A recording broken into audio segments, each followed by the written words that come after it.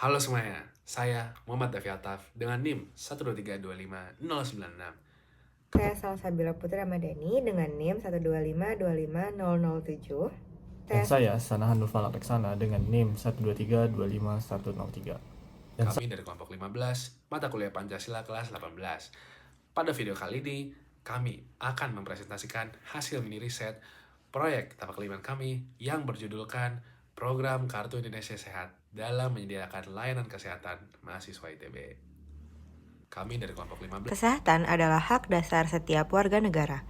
Hal ini bahkan telah dijamin secara tegas dalam Undang-Undang Dasar 1945 Pasal 34 Ayat 2. Namun kenyataannya tidak semua orang, termasuk mahasiswa, memiliki akses yang mudah dan terjangkau terhadap layanan kesehatan. Disinilah hadir Kartu Indonesia Sehat atau yang kita kenal dengan KIS. Program ini adalah bagian dari inisiatif pemerintah dalam skema Jaminan Kesehatan Nasional yang dikelola oleh BPJS Kesehatan sejak tahun 2014. KIS dirancang khusus untuk menjangkau masyarakat berpenghasilan rendah dan tidak mampu dengan iuran yang sepenuhnya ditanggung oleh APBN. Institut Teknologi Bandung di Jatinangor adalah salah satu kampus dengan ribuan mahasiswa dari latar belakang ekonomi yang beragam. Di tengah tekanan akademik, biaya hidup di Jatinangor, dan kebutuhan kesehatan pasca pandemi, program KIS menjadi salah satu jaring pengaman penting bagi mahasiswa yang membutuhkan. Namun, seberapa efektifkah KIS dalam memenuhi kebutuhan kesehatan para mahasiswa ITB? Apa saja hambatan yang mereka hadapi dan apa yang perlu diperbaiki? Inilah pertanyaan-pertanyaan yang kami coba jawab melalui penelitian ini. Untuk menjawab pertanyaan tersebut, kami melakukan survei secara daring melalui platform Google Formulir kepada 254 mahasiswa ITB.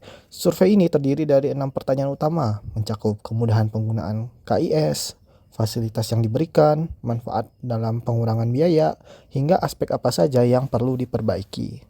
Pertanyaan pertama, seberapa mudah menggunakan KIS?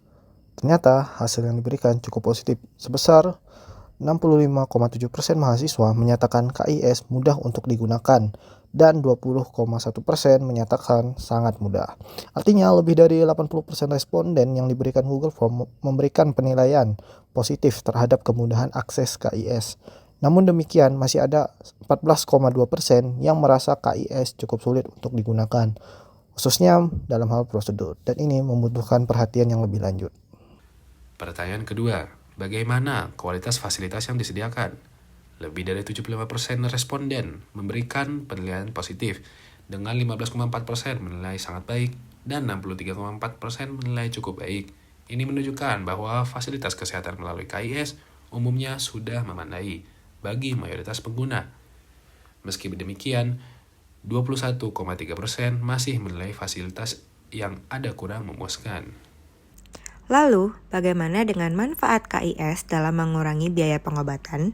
Di sini, lebih dari 80% responden merasakan manfaat nyata, dengan 66,7% menyatakan KIS cukup bermanfaat dan 16,9% menyatakan sangat bermanfaat dalam menekan pengeluaran kesehatan mereka. Namun, 16,9% lainnya masih merasa KIS kurang efektif. Hal ini kemungkinan berkaitan dengan fakta bahwa tidak semua jenis pengobatan dicakup oleh program ini. Ketika ditanya soal keberlanjutan program, 53,9% responden menilai KIS adalah program yang baik secara keseluruhan. 24,4% menyatakan masih ada perbaikan yang perlu dilakukan, namun tetap layak untuk dilanjutkan. Dan 21,7% memilih untuk netral. Nah, hal yang mencolok adalah dari sisi kondisi kesehatan setelah menerima layanan KIS. Sebesar 97,6% responden menyatakan kondisi mereka membaik setelah menerima manfaat dari layanan ini.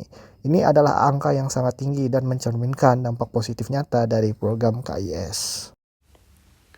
Tetapi, di balik angka-angka positif itu, ada catatan penting dari responden. 81,1% atau 206 dari 254 mahasiswa menyebut humanisasi layanan dan kualitas interaksi petugas kesehatan sebagai aspek yang paling mendesak untuk diperbaiki. 76,4% atau 194 mahasiswa menyoroti perlunya transparansi informasi agar pasien benar-benar memahami hak dan cakupan layanan yang mereka miliki. Ini bukan angka yang bisa diabaikan. Jadi, apa kesimpulan dari penelitian ini? Secara umum, program Kartu Indonesia Sehat telah berjalan cukup efektif di lingkungan kampus ITB Jatinangor. Mayoritas mahasiswa merasakan kemudahan akses, kecukupan fasilitas, manfaat finansial, dan perbaikan kondisi kesehatan mereka. Tapi program ini belum sempurna. Dua masalah utama yang harus segera ditangani adalah: Pertama, kualitas interaksi antara petugas dan pasien. Layanan kesehatan bukan sekedar prosedur medis, melainkan juga soal bagaimana manusia diperlakukan dengan bermartabat. kedua, transparansi informasi. Mahasiswa berhak tahu apa saja layanan yang bisa mereka akses dan bagaimana prosedurnya. Berdasarkan data dari survei, kami mengajukan 3 rekomendasi. Yang pertama, tingkatkan transparansi di setiap fasilitas kesehatan. Misalnya melalui papan informasi yang jelas dan pembaruan konten pada aplikasi mobile JKN. 2. Pihak ITB Jatinangor sebaiknya berperan aktif dalam sosialisasi prosedur KIS, bekerja sama dengan BPJS Kesehatan untuk program orientasi kesehatan bagi mahasiswa baru maupun mahasiswa lama. 3. Penelitian lanjutan dengan analisis kualitatif yang lebih mendalam dan sampel yang lebih luas sangat disarankan agar hambatan spesifik yang dihadapi mahasiswa dapat dipahami secara lebih komprehensif. Semoga hasil penelitian ini dapat membawa perubahan demi layanan kesehatan mahasiswa yang lebih baik. Kami dari kelompok 15 pamit undur diri. Terima kasih.